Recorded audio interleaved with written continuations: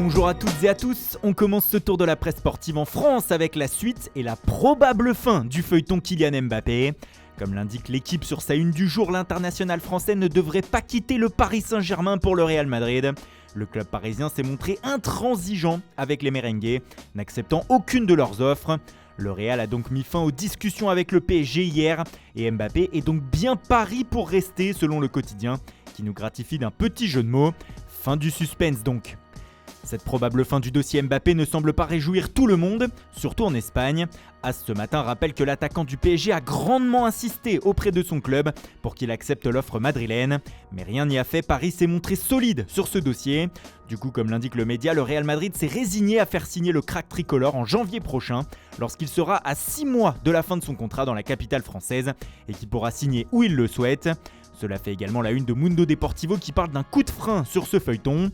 Mais le média catalan ne semble pas y croire et parle d'un possible dernier coup aujourd'hui de la part du Real pour Mbappé, comme si la presse espagnole n'arrivait pas à passer à autre chose. On l'a vu avec la première page de AS aussi, les journaux du pays enragent contre le PSG de ne pas avoir laissé partir son crack alors qu'il le demandait. El País de son côté va plus loin et s'agace du poids qu'a désormais le Paris Saint-Germain et le Qatar sur la scène footballistique mondiale. Le foot se tourne vers le Qatar, la nouvelle place forte du foot mondial, écrit le média. Cet été, Paris a été capable de shipper Lionel Messi au FC Barcelone et de résister aux assauts du Real pour Mbappé. Un changement de paradigme sur l'échiquier du football international. Et du coup, si le Real ne recrute pas Mbappé, qui va-t-il recruter ? Eh bien, un autre jeune français, Eduardo Camavinga. Comme l'indique Marca, en attendant l'attaquant des Bleus la saison prochaine, les Madrilènes devraient accueillir pour ce dernier jour du mercato le milieu de terrain du Stade Rennais contre un chèque de 31 millions d'euros. Chez le rival barcelonais, ce 31 août pourrait être une journée de folie. Sport parle même d'une ultime journée frénétique en Catalogne, déjà dans le sens des départs. Ilaïch Moriba et Emerson vont quitter le club et cela réjouit Mundo Deportivo qui y voit des millions pour le Barça. Le jeune milieu de terrain devrait rejoindre Leipzig contre un chèque de 16 millions d'euros plus 6 millions de bonus, alors que le latéral droit aurait accepté de filer à Tottenham contre, tenez-vous bien, 25 millions d'euros plus 5 millions d'euros de bonus. C'est ce qu'on appelle un jackpot messieurs-dames pour le Barça. Et ce n'est sans doute pas fini avec les probables départs de Miralem Pjanic et du gardien Neto, pour qui les Catalans demandent 8 millions d'euros à Villarreal, qui est chaud pour le recruter. Un peu plus de 50 millions d'euros pour les Catalans en une journée, qui pourrait alors leur donner la possibilité de faire des derniers coups. Ce serait fait avec le milieu offensif turc de 17 ans de Kayserispor, Emre Demir. Des négociations seraient aussi en cours avec Arsenal pour Hector Bellerin. Enfin, un numéro 9 pourrait débarquer avant ce soir minuit en Catalogne. Ça s'annonce chaud. On parlait du possible départ de Miralem Pjanic du Barça. Où le Bosnien va-t-il rebondir ? La Juventus semblait la solution la plus évidente cet été, mais pour le moment rien n'est signé. La Juve l'a contacté en tout cas comme le rapporte la Gazzetta dello Sport du jour. En revanche, ce sera difficile pour la vieille dame de s'offrir Mauro Icardi aujourd'hui.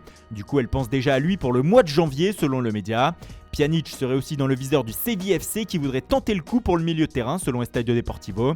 Le média andalou qui rapporte également que les Sévillans ont coupé les négociations avec Chelsea pour Jules Koundé. L'international français devrait donc rester encore quelques mois de plus en Andalousie. On retrouve Pjanic également en une du Corriere dello Sport. Et pour cause en Italie, selon le média, chaque cador va vouloir réaliser des coups jusqu'au bout du mercato ce soir à minuit. On parle donc de Pjanic pour la Juventus. Pour l'AC Milan, c'est déjà fait avec l'arrivée officielle hier de Timur Bakayoko, prêté 2 ans par Chelsea. Désormais, les Milanais ont le choix, soit faire Junior Messias, attaquant de Crotone, ou soit enrôler Romain Fèvre de Brest. Cependant, l'équipe indique ce matin que les négociations sont rompues entre les deux clubs, au contraire des négos avec Bordeaux pour Yacine Adli, qui devrait s'engager aujourd'hui avec le Milan. Franck Zambo-Anguissa, lui, devrait atterrir au Napoli, pendant que Mattia Zaccagni pourrait rejoindre la Lazio en provenance du Hellas Vérone. L'Atalanta, elle, de son côté, a officialisé hier l'arrivée de Teun Koopmeiners en provenance de l'AZ Alkmaar. Enfin, comme le rapporte Il Romanista, c'est fini pour Javier Pastore à l'AS Roma. L'Argentin a résilié son contrat hier avec le club de la Louve. En Angleterre aussi, ça va bouger dans ces dernières heures du mercato, surtout à Manchester United. Avec l'arrivée de Cristiano Ronaldo, il faut faire de la place dans le secteur offensif. C'est pour cela que Daniel James va rejoindre Leeds aujourd'hui contre la somme de 30 millions de livres, soit 35 millions d'euros. Une somme record pour le club de Marcelo Bielsa, comme l'indique le Daily Telegraph. Enfin, pour reparler de CR7 et de son retour à Old Trafford, de nouveaux détails du contrat du Portugais ont fuité. Le Daily Star nous rapporte que l'attaquant a signé un contrat de 2 ans avec les Red Devils et qu'une option pour 1 an de plus devrait être incluse. Mais United ne pense pas s'arrêter là et voudrait même le faire aller jusqu'à ses 40 ans au sein du club. Un nouveau bail de 4 ans pour CR7 pourrait donc être possible en Angleterre, de quoi en ravir plus d'un. Voilà, c'est tout pour ce matin, merci pour votre fidélité, bonne journée à tous. Et surtout, restez bien connectés sur Foot Mercato aujourd'hui.